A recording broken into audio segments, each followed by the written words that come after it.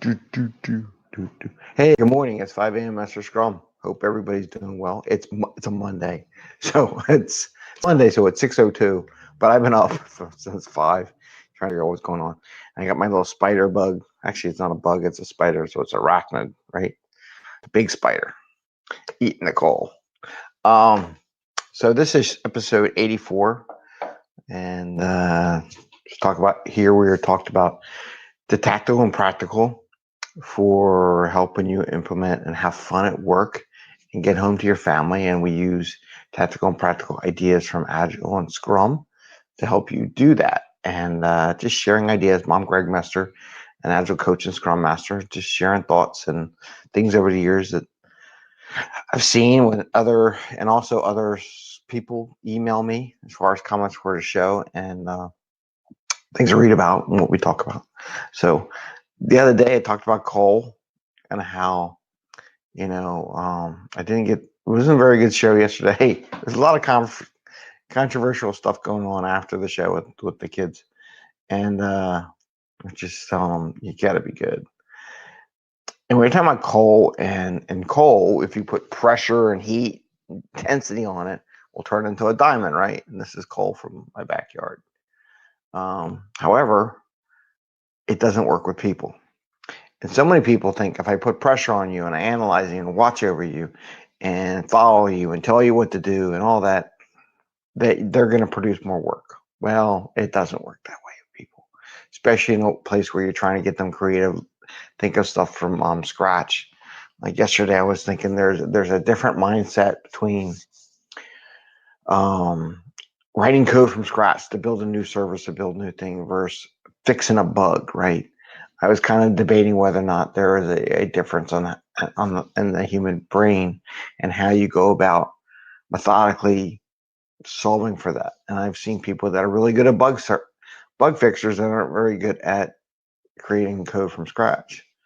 And it's just something I was just thinking about. But people can get on them anyway.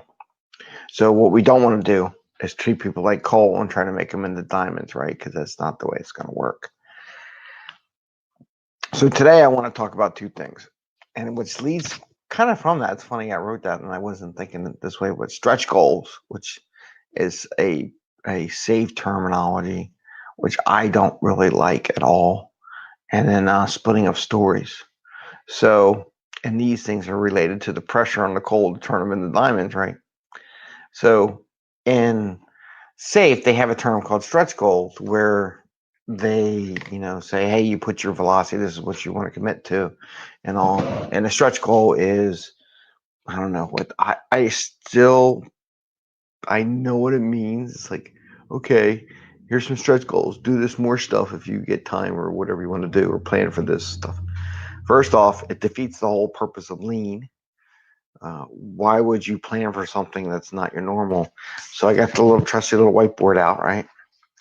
And if I were to go over time, and I had the velocity, right? Velocity on the left, the vertical quadrant, and I had a team, and I'm just gonna go commitment, like the beginning, right? Do. And then I have that's the commitment line. It's above. It kind of starts up big and squares, and then it comes down. And then the actual done line starts at the same place. It kind of goes down, and kind of goes up, and it kind of does an opposite to the point where the two are pretty close, right? So the velocity would be like on top of each other. So if your average velocity, I don't know why I use 40, but let's say your average velocity is 40, and you're pretty consistent. I mean, there's days like we talked about. There's times when people are on vacation or there's off, so your velocity will come down, but you're predicting and then it'll come back up again. But you're predicted, which is your committed velocity, right? That's your commitment because you predicted at the beginning, and your actual velocity at the end are pretty well in sync within 10%. So ideally it's within 5%, but at least 10%. You really want to be within 5. So why would you do a stretch goal where you want to say, if my average velocity, I've been pretty consistent, it's been 40, or even if you're up and came down, but everything is like, pretty consistent and you're on target with your commitment and your average velocity was like in the middle of an up and down kind of thing, and this was 40, why would you want to say a stretch goal of 45 or something? It doesn't make any sense, right? It's just extra stress and intensity on the team. And to be honest with you, if you have to, and they say don't give it any points, and I heard that the other day. It's a stretch goal. You don't give it any points. It's like I don't put anything. I'll be honest with you. Don't put anything in your backlog that doesn't have any points associated with it. It's a waste.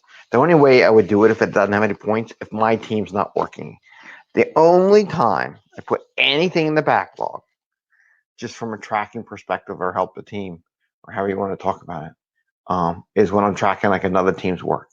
And then I don't give them points, but I want to tie it into what we're doing so we know that that work has to get done before something else. That's the only time I put 0 point stories in, only if the team is not working that work. So, but they would say, we'll put a stretch goal in there, we'll put 0 points on it, and we'll just stick it in there or something like that. I'm like, but what? But the whole idea of the stretch goal is just totally, it's the coal to diamond approach first. What's real?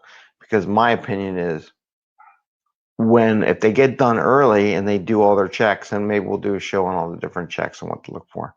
And I heard something on another podcast the other day saying the same thing. Pretty much similar checks. Mine are a little bit different, but we're pretty close.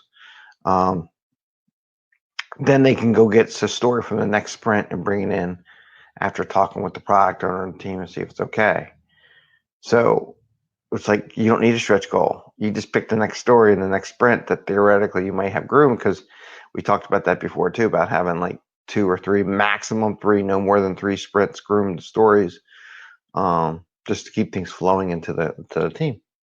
So, that's it.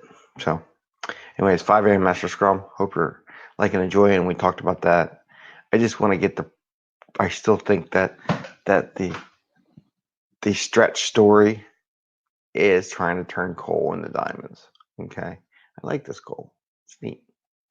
Anyway, this is old school. So this is digging out in the garden and backyard here in South Philly when they used to use coal to heat the houses, and winter's coming up. So I found this piece of coal. It's a nice big piece that I found in our garden.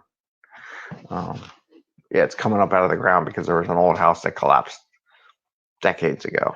That it's just coal from their coal chute. There's probably a buried treasure of coal down there in there somewhere.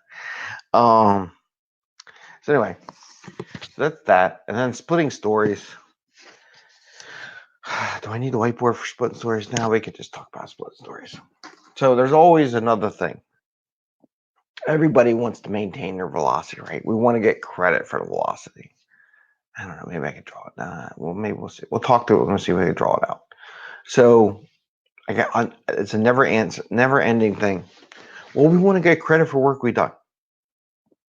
You don't get credit when you actually get the work done, not because you did partial credit, right? That's a partial credit mentality coming out of schools, right?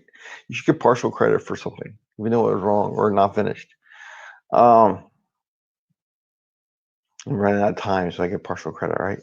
So in the idea of splitting stories, they would come and say, hey, we did all our dev, we didn't finish the test yet. Can we get partial credit for the stories?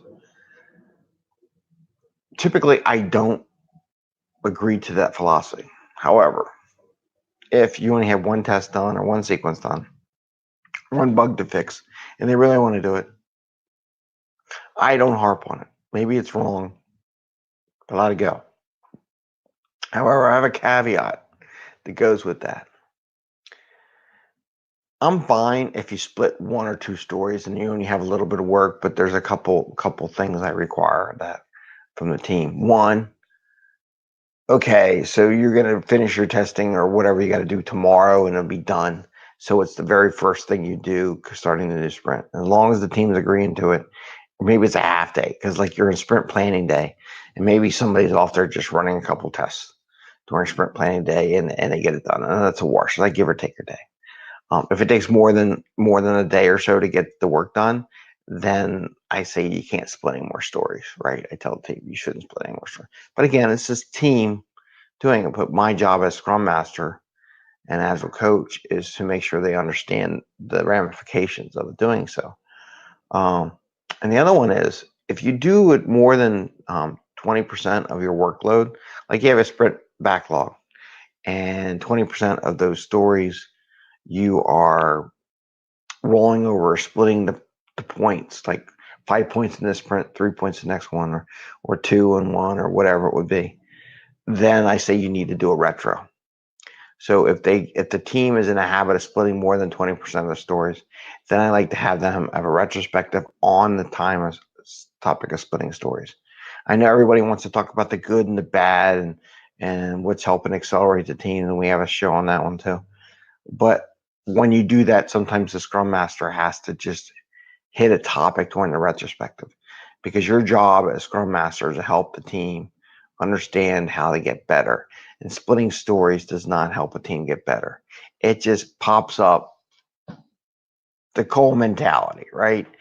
We want to make sure we got the same velocity. We don't get hit for not meeting the velocity that we promised, nor do we want to say if our average velocity is 40.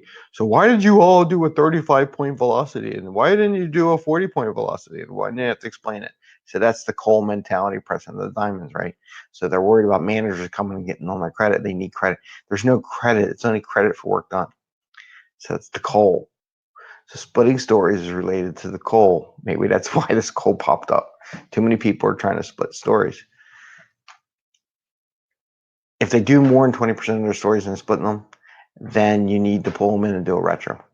So with that, I'm going to end the show. This is 5am Mester Scrum. Good morning. It's Monday. Happy Scrumming. Don't forget to like and share, and I hope you have a great day starting this week. Take care. Bye.